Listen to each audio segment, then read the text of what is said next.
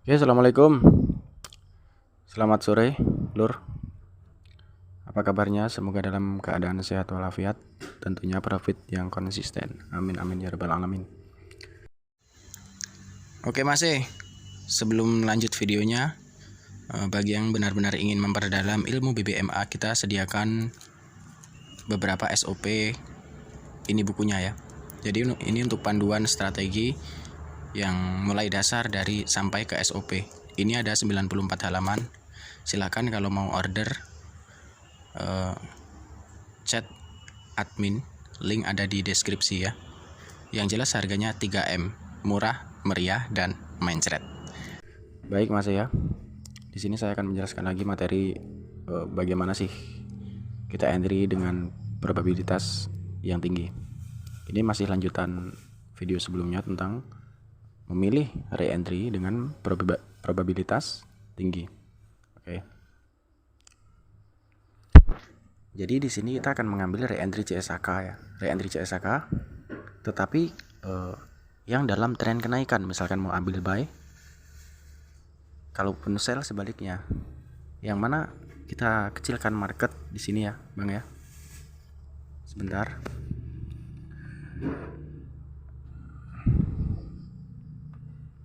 Nah, di sini. Nah, inilah yang saya maksud entry dengan probabilitas tinggi. Yaitu kita lihat di sini ada area trend line buy di sini. Ya. Yang mana kita analisis tren tersebut secara garis besar ini mengalami kenaikan. Nah, saat seperti ini kita hanya mengambil re-entry yang berpotensi untuk kenaikan, yaitu re-entry buy. Nah, di sini pada kasus ini saya mengambil re-entry CSAK pada trend buy. Nah, di sini. Nah, untuk mengukuhkan re-entry itu gimana, Bang? Kita lihat ya, sebelumnya itu harus ada rejection EMA50 ataupun ekstrim ya. Nah, di sini tidak ada ekstrim ya. Namun di sini ada rejection EMA50 di sini. Dan di sini ada candlestick bukan CSAK ya, belum sempat menjadi CSAK. Namun di sini ada re-entry. Nah, saya mengambil saat re-entry di sini ya. Hitungannya masih re-entry candlestick arah ataupun CSA, bukan CSAK ya. Tetapi kalau di zona seperti ini masih aman-aman saja untuk kita ambil. Karena kita lihat sama-sama di sini tren itu sedang mengalami kenaikan. Nah, pantangannya gimana, Bang? Kalau ketemu momen seperti ini, tren kenaikan ya, kuat banget naiknya seperti ini, itu re-entry sell itu diabaikan saja. Sebagai contoh, apa sih? Di sini ada re-entry candlestick arah kuku sell. Di sini ada re-entry candlestick arah kuku sell ya di sini ya. Tetapi harga langsung terbang. Nah, ini apa sih sebabnya kok re-entry ini itu gagal? Re-entry candlestick arah kuku sell. Nah, di sini kita amati sama-sama ya Mas ya. Sebelum ke area re-entry, maksudnya dari CSAK perjalanan candlestick di sini turun, di sini turun. Di sini harga itu tertahan di EMA 50 ya. Tertahan di EMA 50. Makanya dia di sini nggak mampu turun dan dia masih melanjutkan tren untuk kenaikan. Nah, biasanya hal yang sering kita nggak teliti itu seperti ini. Nah, ini rejection EMA 50. Ini ada apa sih di time frame atasnya? Nah, di sini kita akan coba tandain. Tepat di area rejection EMA 50. Nah, kita akan naik ke daily. Nah, di sini adalah re-entry zone zero loss buy ya. Tepat di re-entry zone zero loss buy.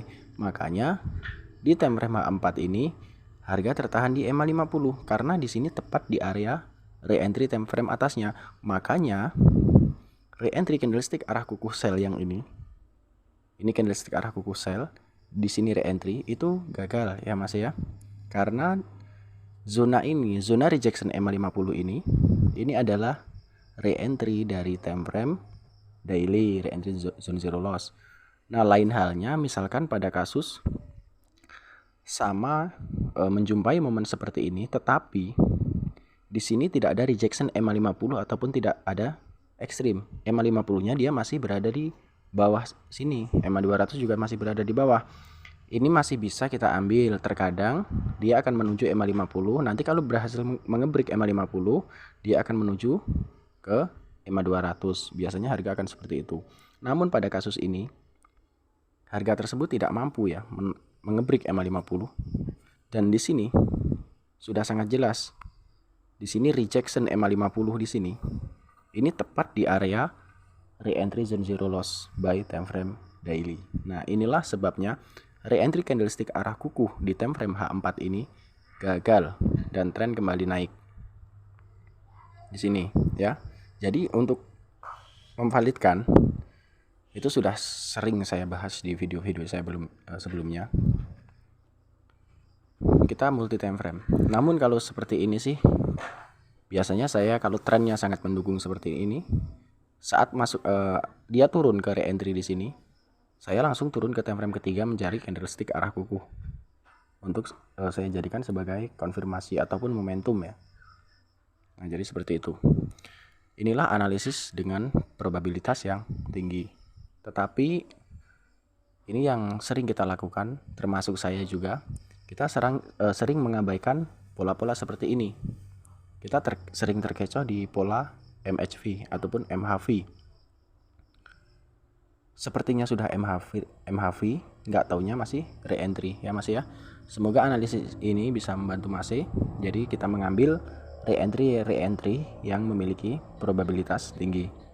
Oke, saya akhiri. Assalamualaikum warahmatullahi wabarakatuh. Gaskan Mas.